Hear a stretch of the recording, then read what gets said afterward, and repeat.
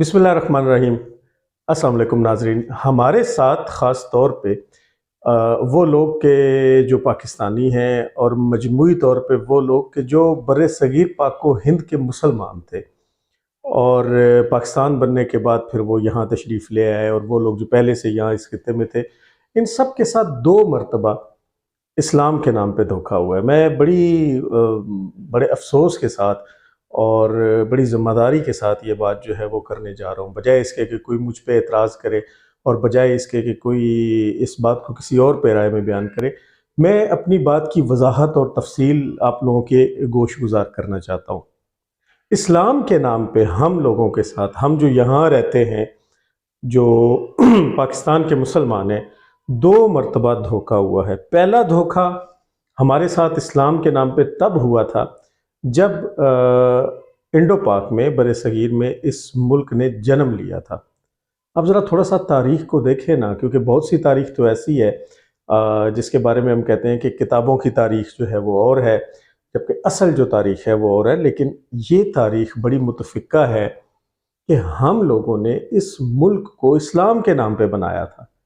हमने इसको रियासत मदीना से ताबीर किया था 1947 में, और हमने ये कहा था कि रियासत मदीना वो रियासत है जहाँ मुसलमान अल्लाह और अल्लाह के रसूल सल्लल्लाहु अलैहि वसल्लम के नाम लेवा जो है वो अपनी मजहबी आज़ादी के साथ ना सिर्फ ये कि रह सकते हैं, बल्कि वो उनका किला होगा, उनका गढ़ होगा, और उनका गढ़ था। मैं उस मदीना मुनव्वरा की बात कर रहा हूँ जिसमें रसूलुल्लाह सल्लल्लाहु अलैहि वसल्लम बनफ़्से नफीस मौजूद थे।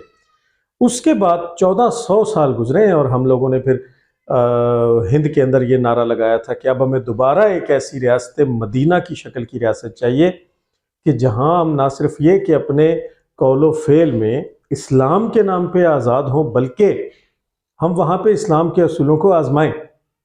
आप पूछें ना, अभी तो 76 साल ही हुए हैं, तो वो बुज़ुर्ग जो 90 साल या 100 साल के हैं, वो उस वक़्त 15 से 25 साल के दरमियान उनकी उम्रें थी जब पाकिस्तान बना है। तो आप उनसे पूछें, पाकिस्तान के हर छोटे बड़े शहर और कस्बे में वो लोग मौजूद हैं, वो बुज़ुर्ग मौजूद हैं जो या तो बॉर्डर के इस तरफ मौजूद थे या फिर वो जो हिजरत करके इस मुल्क खुदादाद में आ गए थे कि यहाँ पे इस्लाम के असूलों को आजमाएंगे। और यहाँ पे मैं बड़ी बात इस पे पहले भी कर चुका हूँ, मैं बड़े व्लॉग्स भी इस पे कर चुका हूँ, मैं पब्लिक फोरम्स पे भी इसके बारे में बात कर चुका हूँ कि ये इस्लाम के नाम पे बना था। और इस्लाम के नाम पे हमने जो बुनियादी नुक्ता रखा था वो ये रखा था कि हम यहाँ पे इस्लाम के असूलों को आजमाएंगे। और इस्लाम के असूलों को अगर आप उस पर बात करना, उस पर डिबेट करना शुरू करते हैं, फिर वो अल्लाह ताला के इक़्तिदार आला से वो बात शुरू होती है।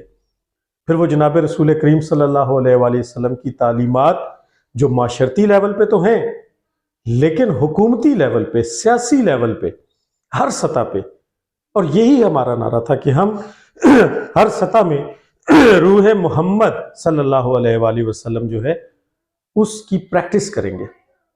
हमारा जो मुल्क है, जिस मुल्क के लिए हमने आज़ादी का नारा बुलंद किया और जिस मुल्क को फिर बहरहाल हमने हासिल कर लिया, वो इस्लामी मुल्क होगा। उसका नाम इस्लामी जमहूरिया पाकिस्तान रखा कि यहाँ की जो जमहूरियत होगी वो इस्लामी जमहूरियत होगी।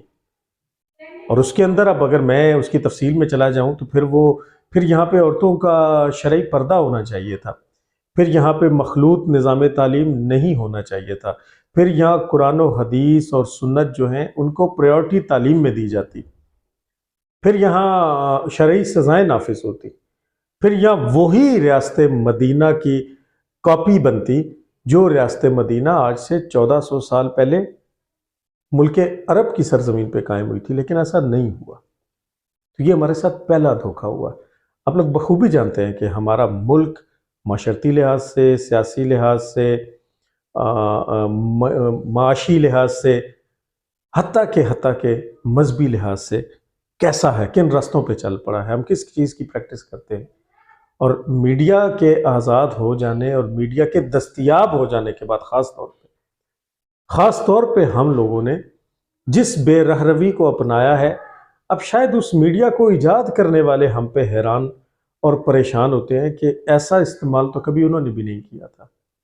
फिर यहाँ पे डिक्टेटरशिप्स आना शुरू हुई हैं, फिर यहाँ पे सियासी जमातें आना शुरू हुई, और हर एक का अपना अपना नज़रिया था। अब वो जो बुनियादी नज़रिया था जिसको नज़रिया पाकिस्तान कहते हैं, وہ کہیں پیچھے رہ گیا تھا. یعنی اگر بھٹو صاحب کی جماعت آئی تو اس کا نظریہ سیکولر تھا. میں ایک مرتبہ کراچی سے اسلام آباد سفر کر رہا تھا تو جہاز میں میرے ساتھ والی سیٹ پہ ایک بزرگ خاتون بیٹھی تھی جن کا نام تھا ڈاکٹر خالدہ غوث.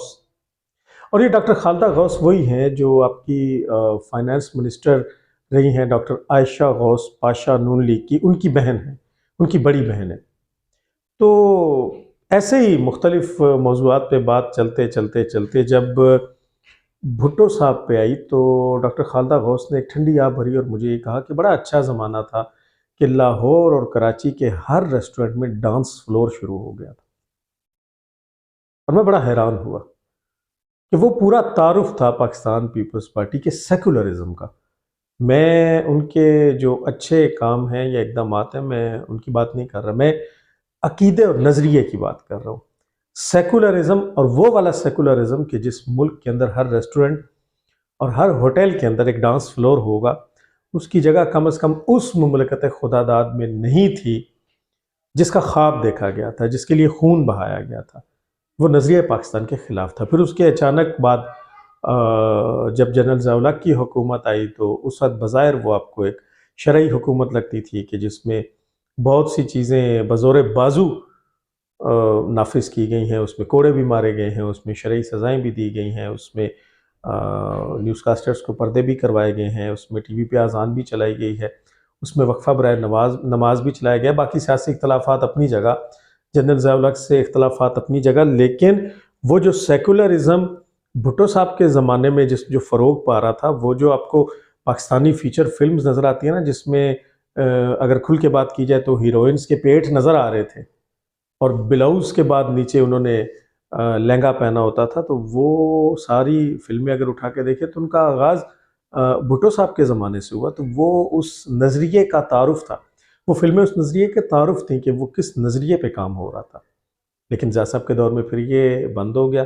ضیاء صاحب کے بعد دوبارہ پیپلز پارٹی کا دور آیا تو پھر سیکولرزم آ گیا. پھر اس کے بعد نواز شریف کا جب دور آیا تو اس کے بعد دوبارہ تھوڑا سا اس کو مذہبی ٹچ دیا گیا. آپ کو معلوم ہے کہ شریعت بل کی بھی بات کی گئی اور اس کو پاس بھی کیا گیا. پھر اس کے بعد بے نظیر کا دور آیا، پھر نواز شریف کا دور آیا. تو ان مختلف ادوار کے اندر یہ جو نظریاتی فرق ہے یہ قوم نے دیکھا. اور پھر جب جنرل مشرف کا دور آیا تو وہ تو الامان والحفیظ کہ جنرل صاحب تو ایوان صدر کے اندر بر صغیر کی مسلم گلوکاروں پہ مشتمل موسیقی کا پروگرام پی ٹی وی کے ایک سابقہ پروڈیوسر خواجہ نجم الحسن کی پروڈکشن میں کروایا کرتے تھے. اور بہت سے لوگ تو یہ بھی جانتے ہیں کہ صدر صاحب ایسی محافل میں ٹن ہوا کرتے تھے. پھر صدر صاحب کو بہت سے محافل میں طبلہ بجاتے بھی دیکھا گیا. انہیں حامد علی خان کے ساتھ الاپ گاتے اور راگ اپنے منہ سے نکالتے بھی دیکھا گیا، جبکہ وہ ایک باوردی صدر بھی تھے. پھر اس کے بعد دوبارہ پیپلز پارٹی کا دور آیا، لیکن اب کے بار آصف زرداری تھے اور ملک کے جو حالات ہو چکے تھے اس میں نظریہ کہیں پیچھے رہ گیا تھا، لیکن وہ کرپشن میں بہت آگے تھے. پھر نواز شریف کا دور، اور پھر اس کے بعد میں جس بات کی طرف آپ کو لانا چاہتا ہوں، ایک مرتبہ دوبارہ تقریباً 70 سال گزر جانے کے بعد ریاست مدینہ کی صدا اس معاشرے میں بلند ہوئی. اب جو ہم جیسے لوگ ہیں، جو ہمارے ہم عمر لوگ ہیں، جنہوں نے وہ دور سنا ہے، وہ جو قیام پاکستان کا تھا اور قیام پاکستان سے پہلے کا تھا، وہ جو تحریک پاکستان تھی جس میں لا الہ الا اللہ محمد الرسول اللہ صلی اللہ علیہ وآلہ وسلم کا نعرہ لگایا جاتا تھا اور اسے پاکستان کے مطلب سے تعبیر کیا جاتا تھا. پاکستان کا مطلب کیا؟ لا الہ الا اللہ. تو جب دوبارہ ایک شخص نے اٹھ کے، جس کا نام عمران خان ہے، ریاست مدینہ کا نعرہ لگایا تو یہ سب سے بڑی اٹریکشن تھی، سب سے بڑی اٹریکشن کہ یار واقعی ہمارے معاشرے کے اندر جو کچھ ہے وہ اسلام نہیں ہے. ہم نام کے اسلامی جمہوریہ پاکستان ہے، لیکن جو کچھ ہمارے معاشرے میں ہو رہا ہے، جو کچھ ہمارے تعلیمی اداروں میں ہو رہا ہے اور جو کچھ ہو رہا ہے اس سب میں ہم اسلام سے دور ہیں. ہم اس بنیادی بات سے ہی ہٹ چکے ہیں جس کی بنیاد پہ یہ ملک قائم ہوا تھا.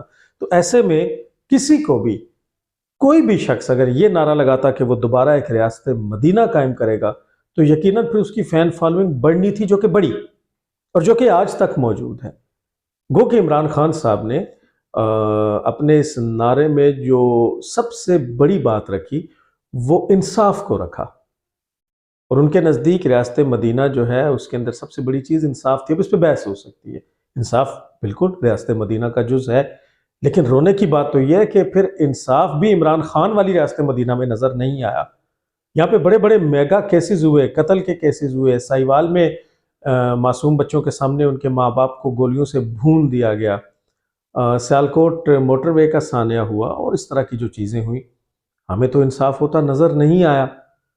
اور پھر اسلام کا نعرہ لگانے والے اور ریاست مدینہ کا نعرہ لگانے والوں نے ان سکھوں کو، میں کھل کے بات کروں گا، وہ سکھ آپ ذرا دیکھیں نا انٹرنیٹ پہ، وہ ایک چینل ہے دیسی انفوٹینر، جو بنیادی طور پہ آپ کو ان مہاجر بزرگوں کے انٹرویوز دکھاتا ہے جو سکھوں کے ظلم و بربریت کا شکار ہوئے تھے 1947 کی ہجرت کے دوران. تو سب سے زیادہ ظلم تو نہیں، کہ میں یہاں پہ کوئی فرقہ وارانہ بات یا کوئی ایسی بات نہیں کرنا چاہتا، لیکن ان کو راستہ دیا گیا، وہ برادری کی بنیاد پہ نہیں، برابری کی بنیاد پہ نہیں دیا گیا. یعنی وہ جو کرتارپور راہداری بنائی گئی ہے بالکل اچھی بات ہے، ٹھیک ہے، ان کا یہاں پہ ایک مذہبی اٹریکشن ہے تو وہ اس کے لیے ہیں، لیکن ہم نہیں جا سکتے. یعنی وہ یہاں آ سکتے ہیں بغیر ویزا کے، وہ آئیں پاکستان کے اندر داخل ہوتے ہیں، اپنی مذہبی رسومات ادا کرتے ہیں، چلے جاتے ہیں، گڈ ول جیسچر ہے. لیکن اسی راہداری کو جو ہم نے بنائی ہے ہم بھارت جانے کے لیے استعمال نہیں کر سکتے، ایون ویزا لیتے ہوئے بھی استعمال نہیں کر سکتے. تو یہ وہ ریاست مدینہ تھی جس میں قادیانیوں کو نوازا گیا، جس میں غیر مسلموں کو نوازا گیا، جس میں اسلام کا نعرہ بلند کرنے والوں پہ ڈائریکٹ گولیاں چلائی گئیں، جس میں سر عام قتل و غارت کی گئی.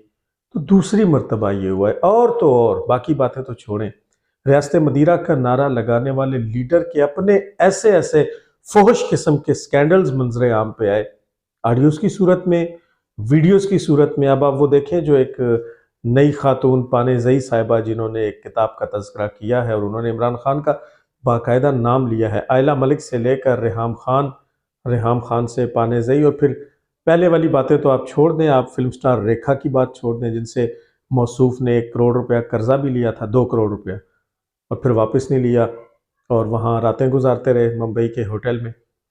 پھر زینت امان کو دیکھ لیں، بھارت کی معروف اداکارہ، اور ہمارے خان صاحب کو دیکھ لیں، ٹریان وائٹ کو دیکھ لیں. چلیں آپ اس کو، زینت امان کو اور فلم سٹار ریکھا کو اور سیتا وائٹ کو، ان سب کو بھول جائیں. یہ حکومت میں آنے سے پہلے کی باتیں. ہم یہ ایک بینیفٹ آف ڈاؤٹ دے دیتے ہیں کہ خان صاحب تب تو پھر جیسے وہ آفتاب اقبال چمچہ گیری کرتے ہوئے ان کے گھر میں بیٹھ کے کہہ رہا تھا نا کہ خان صاحب ذرا اپنے زمانے جاہلیت کے بارے میں بتائیے. تو چلیں وہ زمانے جاہلیت تھا، اس کے بعد خان صاحب پھر بقول ان کے دین کی طرف آ گئے، روحانیت کی طرف آ گئے. خان صاحب کی روحانیت کا مطلب بشرا مانیکا ہے ویسے بائی دا وے. تو اب آپ خود اس کا اندازہ لگا لیں کہ بشرا مانیکا جس شخص کی روحانیت ہو، جو اس کی روحانی پیشوا ہو، تو پھر اس کے عقیدے کا کیا حال ہوگا. لیکن اس کے باوجود ہم ایک شک کا فائدہ دیتے ہوئے کہتے ہیں کہ ٹھیک ہے خان صاحب توبہ طائب ہو گئے، مگر اس کے بعد پھر ڈاکٹر افتخار درانی کی ننگی video I, P T I کی خاتون کے ساتھ ننگی ویڈیو آئی. اس کے بعد عمران خان صاحب کی آڈیو آئی، آئلہ ملک کے ساتھ آئی. اس کے بعد اب یہ پانیزئی صاحبہ تک. اور پھر میں اس غلاظت میں گرنا نہیں چاہتا، لیکن اب دیکھیں کہ کن کن لوگوں کے ساتھ خود خان صاحب کے سکینڈل ہے، جنس کی تمیز کیے بغیر. ریحام خان کی کتاب میں جو انکشافات ہیں، میں اس کی تفصیل یہاں نہیں بتاؤں گا، آپ لوگ جانتے ہیں، نہیں جانتے تو اس کو جا کے پڑھ لیں کہ اس میں کیا لکھا گیا ہے. تو یہاں پہ تو ریاست مدینہ کا راہبر ہی راہزن نکلا. تو یہ دوسرا دھوکہ ہوا ہے. پہلا دھوکہ تو یہی تھا کہ جس میں بنیاد اسلام کو بنایا گیا اور پھر اسلام کو نہیں آزمایا گیا.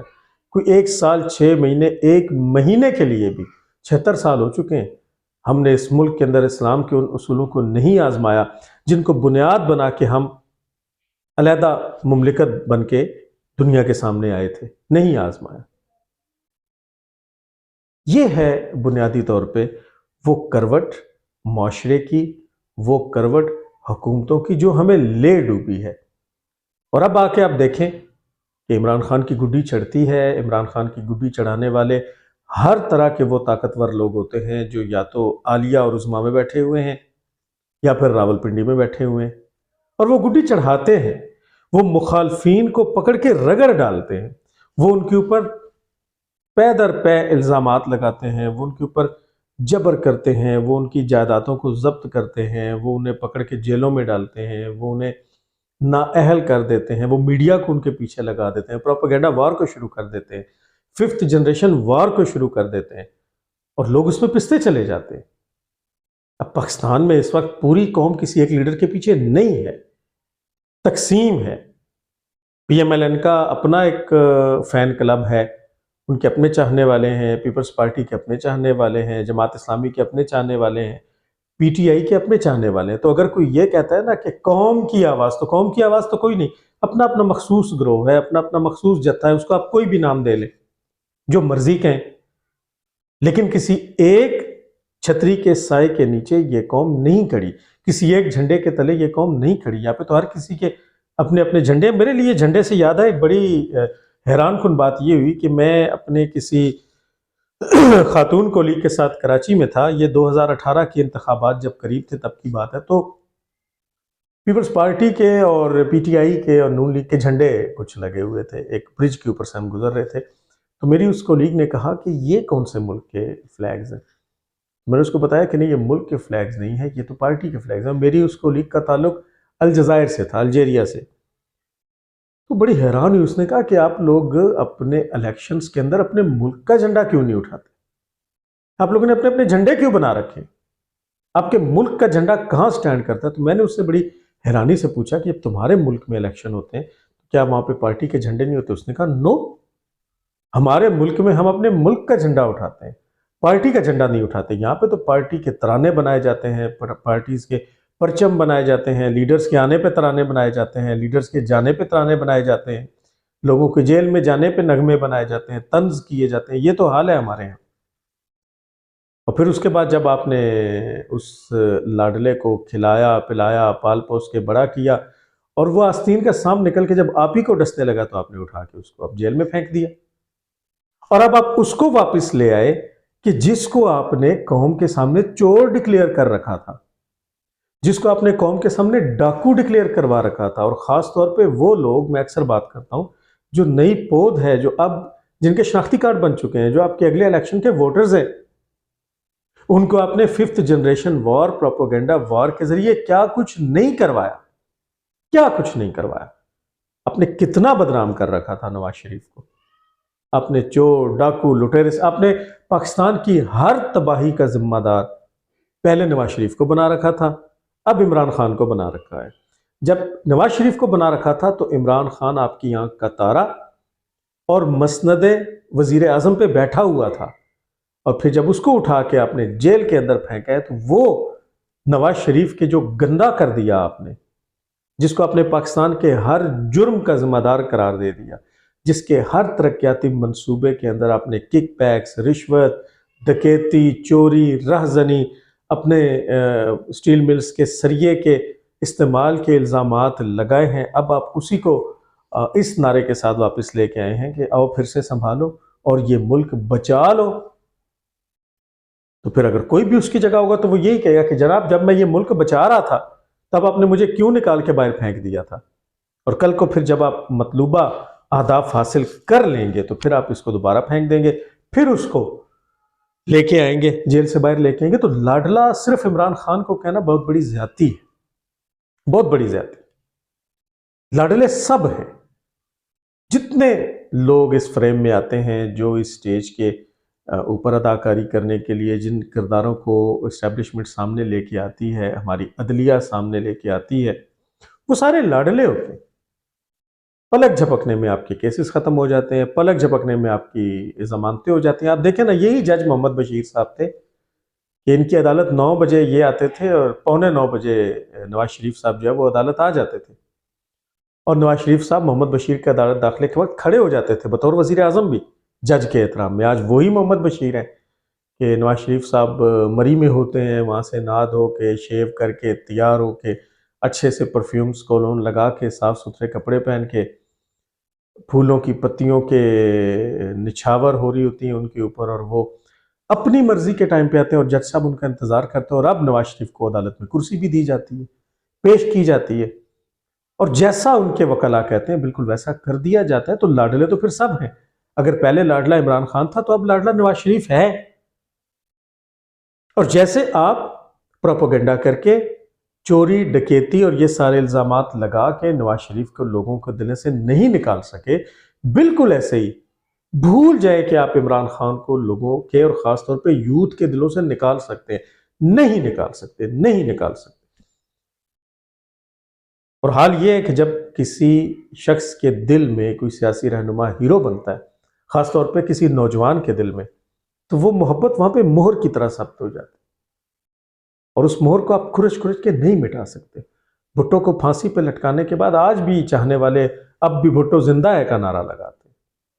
نہیں ہٹا سکے آپ لوگوں کے دلوں سے بھٹو صاحب کی محبت کو. نہیں ہٹا سکے آپ لوگوں کے دلوں سے عمران خان کی محبت کو. نہیں ہٹا سکے آپ لوگوں کے دلوں سے نواز شریف کی محبت کو.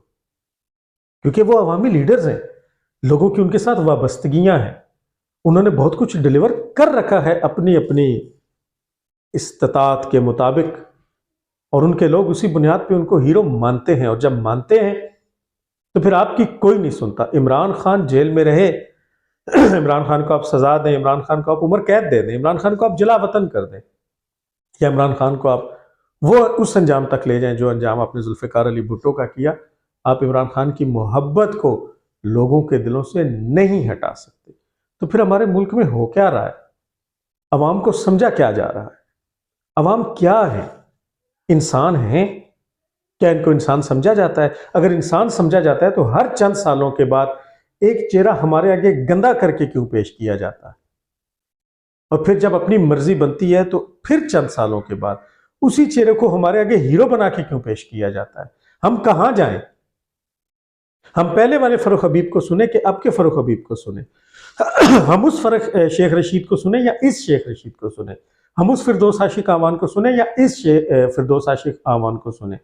اور یہ جتنے انٹرویوز دیے جا رہے ہیں، یہ جتنی پریس کانفرنسز ہو رہی ہیں، یہ جب وہاں کھڑے تھے، جب میز کے اس طرف بیٹھے تھے تو ہم نے تو تب یقین کر لیا تھا. اب جب یہ میز کے اس طرف آئے ہیں تو اب ہم کس پہ یقین کریں؟ اور پھر یہ کروانے والا کون ہے؟ اور یہ کھیل کب تک جاری رہے گا؟ اور نظریہ کہاں ہے؟ وہ نظریہ کہاں ہے کہ یہاں پہ ہم اسلام کے اصولوں کو آزمائیں گے؟ حکومت تو اب نواز شریف صاحب کی بن جائے گی، وہ نظر آ رہا ہے.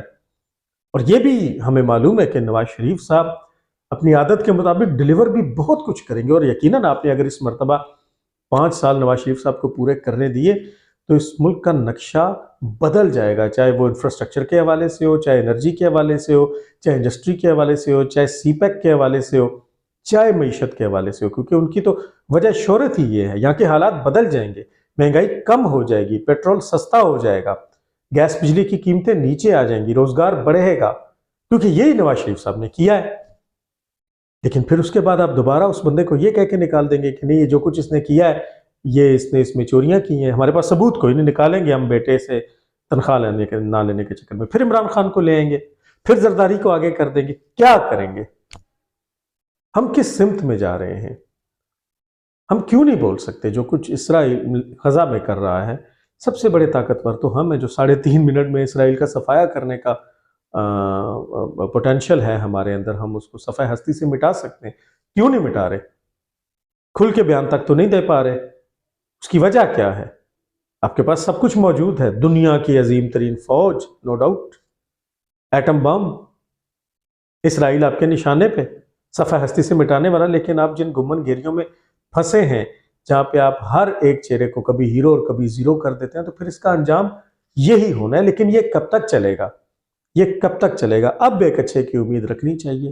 امید پہ دنیا قائم ہے، مایوسی گناہ ہے. کہ اب اگر واقعی 5 سال حکومت کو دے دیے جاتے ہیں اور پھر ان کو پراپر پاور کے ساتھ چلنے دیا جاتا ہے تو پھر شاید ملک کی کوئی صورت بن جائے گی. لیکن یہ یاد رکھیے، آنے والی حکومت جو بھی ہو، وہ یہ مت بھولے کہ پاکستان ہم نے بنایا کیوں تھا. اگلی ویڈیو میں انشاءاللہ آپ سے دوبارہ ملاقات ہوگی.